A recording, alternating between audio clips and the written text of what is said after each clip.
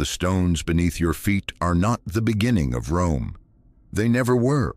Walk through the city today and you see the version of Rome that history decided to remember. The Colosseum standing against the sky, the Forum half-eaten by time, the broad avenues, the churches, the crowded piazzas alive with noise and motion. Rome as the world knows it, Rome as it was meant to be seen. But there is another city, one that does not appear on tourist maps or open to visitors on weekdays. A city built not upward but downward, layer upon layer upon layer, descending into soil and tufa stone and darkness, each stratum belonging to a different Rome, a different age, a different set of people who lived and built and died, and were then buried beneath the one that came after them. Archaeologists sometimes describe excavating Rome as reading a book written backwards, each page more difficult to reach and more revealing than the one before it. That lower Rome, the Rome of tunnels and burial chambers, of flooded corridors and ancient sewers, of sealed crypts and passages that no longer lead anywhere, is the subject of what follows, and the deeper you go, the stranger it gets. Rome was also never fully demolished. That part tends to get overlooked. When one version of the city fell into ruin, or when a new power rose and decided to build something grander, the older structures were not always torn down. They were buried, filled in, built over. The new city rose on top of the old one, and the old one simply remained underground, frozen in whatever state it was in the day the soil came down over it. This happened so many times across so many centuries that modern Rome now sits on top of an almost incomprehensible accumulation of earlier cities. Construction workers digging foundations for apartment buildings have broken through into ancient Roman apartments. Subway engineers have punched through medieval walls, only to find themselves looking into chambers that predate medieval Rome by 1,000 years. In some areas of the city, the distance between the modern street level and the original ancient ground level is more than 15 meters, nearly 5 stories of buried history beneath a single city block. The underground world of Rome is not a single place. It is dozens of overlapping places, each from a different era, many still only partially understood. Start at the beginning, or as close to it as the evidence allows. Before Rome was Rome, the hills above the Tiber were occupied by scattered settlements of Iron Age peoples. The Palatine Hill, which would later become the legendary home of Romulus and Remus, and eventually the sprawling palace complex of the emperors, was originally just a defensible ridge above a marshy valley. That valley, the low, wet ground between the hills, would eventually become the Roman Forum. But first, it had to be drained. The Cloaca Maxima is one of the oldest surviving structures in Rome. Its name translates plainly enough as the Great Sewer. Construction is generally dated to the era of the Tarquin kings, the semi-legendary rulers who governed Rome before the Republic, somewhere around the 6th century BCE. Its original purpose was not sanitation in the modern sense. It was hydraulic engineering, a drainage channel cut through the valley to carry away the floodwaters and the marshland that made it unusable, converting wet wasteland into the civic heart of what would become the most powerful city in the ancient world. It worked. The Forum was built on top of the drained land, and the Cloaca Maxima, which fed into the Tiber near the ancient Emporium district, kept functioning as the city grew around it. Secondary channels were added, new inlets were connected. Eventually, the system extended beneath most of the city, handling not just stormwater, but the runoff from public baths, the overflow from fountains and aqueducts, and the general waste of a population that at its height may have reached 1 million people. What makes the Cloaca Maxima worth pausing on is not just its age. It is the fact that it still functions. Parts of it are still active today, integrated into Rome's modern drainage system. In some sections, the original ancient stonework remains visible. There are places where the cloaca passes beneath modern streets in a tunnel large enough to row a boat through.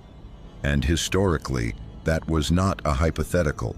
Ancient Roman sources mention inspections of the sewer conducted by boat. Agrippa, the great builder who transformed Rome under Augustus, reportedly did exactly that, traveling through the entire length of the system to assess its condition. Most of the cloaca is not accessible to the public. The sections that remain open or partially explorable are closely monitored, but it is there, beneath the streets of the modern city, still doing roughly what it was designed to do more than 2,500 years ago. The sewers are old. The catacombs are something else entirely. The word catacomb has become almost generic, used loosely to describe any underground burial space. In Rome, however, it refers to something specific: the vast networks of subterranean burial galleries dug into the soft volcanic rock, called tufa, that underlies much of the area around the city. These tunnels were not built by the Romans in any civic sense. They were dug primarily by the early Christian communities of Rome during the 1st through 5th centuries CE, when burial above ground in the city was restricted and when the Christian practice of inhumation, burying the body whole rather than cremating it, required space that was difficult to find within the city walls. So they went underground. The scale of what they created over roughly 3 centuries is difficult to comprehend from the outside. The catacomb of San Callisto, on the Appian Way south of the city, has been estimated to contain more than 500,000 individual burials across approximately 20 kilometers of tunnels on multiple levels. The catacomb of San Sebastiano nearby is one of the oldest, with evidence suggesting it was used even during the classical Roman period before its Christian associations. The catacomb of Priscilla, on the north side of the city, contains some of the oldest surviving Christian imagery ever found anywhere. Paintings on plastered walls in a style dating to the 2nd or 3rd century, preserved in the cool, stable darkness of the rock for nearly 2 millennia. The tunnels themselves follow a pattern that becomes recognizable once you understand the logic behind it. A narrow corridor, barely wide enough for 2 people to pass, cut horizontally into the rock. On either side of that corridor, rectangular niches carved into the walls at different heights, each one sized to hold a single body. These are called loculi. They were sealed after burial with slabs of marble or terracotta, sometimes inscribed with a name, sometimes with only a simple symbol: a fish, an anchor, a palm branch. At intervals along the tunnels, larger chambers open up, family tombs or gathering spaces for religious observance, often decorated with frescoes showing biblical scenes or portraits of the deceased. And then the tunnels branch, and branch again and again. In some of the larger catacomb systems, the galleries extend across multiple levels, descending deeper into the rock, connected by steep stairways cut into the tufa, the air growing stiller and cooler the further down you go. Researchers working in the lesser explored sections of some catacomb networks have described the disorientation that comes from moving through a system where every corridor looks like every other corridor, where the light from a lamp reaches only a few meters in any direction, and where the silence is so complete it has a physical quality to it. The catacombs were not secret hiding places, as popular imagination sometimes suggests. The early Christian communities were not constantly in hiding, and the catacombs were not used primarily as refuge during Roman persecution. That image, while dramatic, does not accurately reflect how the tunnels were actually used. They were burial grounds and spaces for memorial gatherings, known to the authorities, tolerated more or less within the legal framework that protected burial sites in Roman law. But they were also profoundly separate from the world above. The distance between the streets of Rome and the floors of the deepest catacomb tunnels could be significant. sometimes 10 meters or more. And that physical separation created a space where the community could maintain its own rituals, its own visual language, its own quiet presence beneath the city that had not yet fully accepted it. After Christianity became the official religion of the Roman Empire in the 4th century, the catacombs began to change their function. Pilgrimage became important.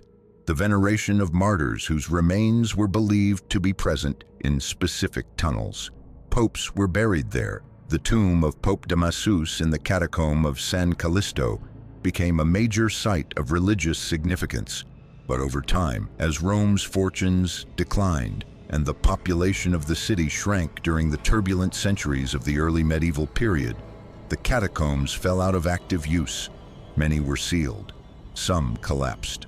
Others were simply forgotten. And then, in 1578, something happened that nobody had anticipated. Workers digging on the Via Salaria, north of Rome, broke through into a chamber they did not recognize. It was decorated, painted, full of ancient niches and corridors extending into the darkness in multiple directions. Word spread quickly. Scholars came. The rediscovery of Rome's Christian catacombs, long described in medieval texts but largely lost to direct knowledge, sent ripples across Europe for decades. The systematic exploration and study of the catacombs became one of the defining archaeological projects of the following centuries, and it continues today. Some systems remain only partially mapped. Others have never been fully explored. Burial chambers and ancient sewers are not the only things beneath Rome. Rome's history as a city built on top of itself means that almost every major structure standing above ground has a corresponding depth below it. The Pantheon, whose famous dome has stood intact for nearly 2,000 years, sits on foundations that extend several meters into the ground and are connected to an older structure that preceded the current building. Beneath the Basilica of San Clemente, which itself dates to the 12th century, lies a 4th century Christian basilica, and beneath that basilica lies a 1st century Roman apartment building. And beneath that apartment building lies a Republican-era structure of unclear function, possibly connected to a cult space. 4 distinct layers of human occupation, one on top of another, each one accessible if you know where to descend. The descent into San Clemente has been described by those who have made it as one of the most disorienting experiences in Rome. You walk into a functioning Catholic church. Frescoes from the medieval period surround you. The liturgical space is intact, orderly, alive. Then you find the stairs going down, and you follow them, and you enter the 4th century basilica, which is dimmer and rougher, and smells different. The walls painted in early Christian style, some sections supported by structural reinforcements to prevent collapse. And then you find another descent, and you go down again into the darkness of the 1st century, into corridors that still carry running water, an ancient stream that cannot be entirely redirected, where the walls are original Roman brick and the ceilings are low and the air has a quality that is hard to name. Not cold exactly, not damp exactly, just old. Older than any inhabited building you have ever stood inside. There are places in these lower levels where the plaster on the walls still shows the original paint from the 1st or 2nd century. Thin layers of color, ochre and red and black, applied by hands that lived and worked and died before Christianity had spread to Rome, before the emperors whose names everyone still recognizes had been born. The paint has survived because the rooms around it were sealed and buried, protected from the cycles of weather and human interference that destroy almost everything else. Beneath the Colosseum, the situation is different and more mechanically strange. The Flavian amphitheater was built on the site of an artificial lake that had been part of Nero's private palace complex, the Domus Aurea. After Nero's death, the lake was drained and the Flavian dynasty built the Colosseum in its place, a deliberate act of political symbolism. giving back to the people the land that the previous emperor had taken for his own pleasure. The underground levels of the Colosseum, the hypogeum, are now partially visible to visitors, but they were not always accessible. For centuries, the area beneath the arena floor was filled in with debris and largely left alone. When systematic excavation began in earnest in the 19th and 20th centuries, what emerged was a dense network of corridors, chambers, and mechanical systems that had been used during the amphitheater's operational period to stage the spectacles above. The hypogeum contained animal pens, storage areas for equipment and scenery, and, according to the archaeological and historical evidence, a system of lifts and trapdoors operated by ropes and counterweights that could raise animals, fighters, or theatrical set pieces directly up through the arena floor, creating entrances that would have seemed almost impossible to the crowd above. The reconstruction of how these systems actually worked has occupied scholars and engineers for decades, and there are still aspects of the hypogeum's function that remain debated. Beneath the hypogeum, there are older structures. Portions of the drainage channels and foundations connected to Nero's lake complex are visible in some areas. There are passages that do not connect to the main tunnel system in ways that are fully understood. The full extent of what lies beneath the Colosseum and how it connects to the broader underground network running beneath that part of the city is still being worked out. And then there is the Domus Aurea itself. Nero's Golden House was one of the most ambitious construction projects in Roman history, built after the Great Fire of 64 CE, which Nero's enemies claimed he had started deliberately, though that accusation was almost certainly political. The Domus Aurea covered an enormous portion of central Rome, possibly as much as 100 hectares, according to some estimates, incorporating hills, valleys, artificial lakes, gardens, and a palace complex of staggering scale.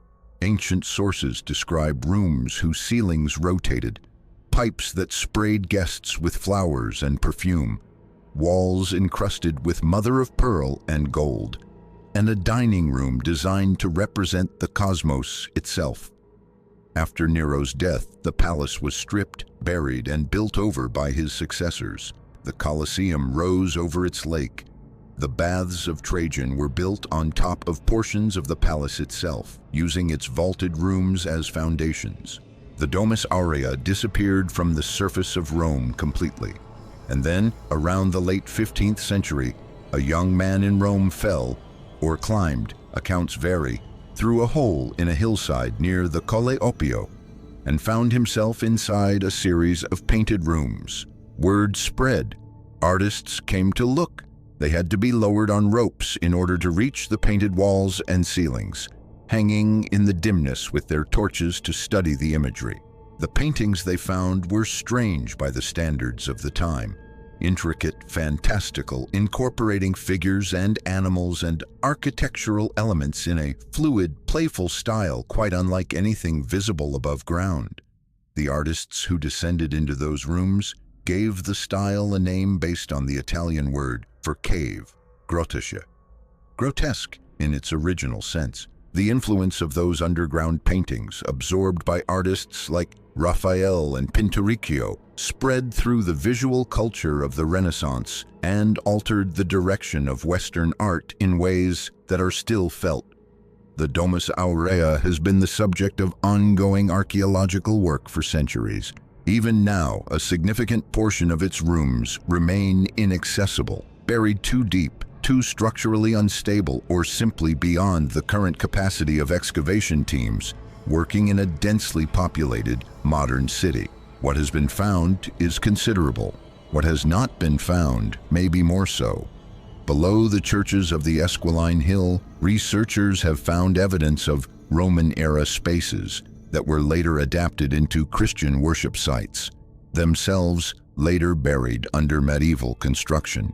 Below the Campo Marzio, the flat plain between the Tiber and the hills that was Rome's ancient civic and ceremonial district, there are known sections of ancient drainage systems, temple foundations, and building remains that have been partially explored and partially left alone, either because excavation is too disruptive to the city above, or because the structural complexity makes it too dangerous to proceed. There are ancient wells that descend into older chambers. There are tunnels whose origins are unclear, possibly water supply routes, possibly access passages for construction, possibly connected to purposes that are no longer obvious from what survives. There are sealed doors in the basements of buildings that no one has opened in decades. There are sections of the catacomb networks that have never been entered since their rediscovery, accessible in principle but left unexamined, waiting. Rome's underground is not fully mapped, not even close. The city's archaeological superintendency manages an enormous and incomplete picture, adding new pieces when construction or conservation work reveals them, attempting to integrate new discoveries into existing models of how the underground layers connect and interact. But the picture has gaps, large ones. And in a city as dense with history as Rome, every gap is its own kind of mystery. For the people who live and work in Rome today, the underground means practical complication. Building a new metro line through the city is a project of punishing difficulty, not because of the engineering challenges above ground, but because almost any significant excavation in the historic center will encounter ancient remains of some kind. The construction of Line C, Rome's newest underground transit line, has been underway for decades and has produced a near-continuous string of archaeological discoveries that required pauses, reroutes, and careful documentation before work could continue.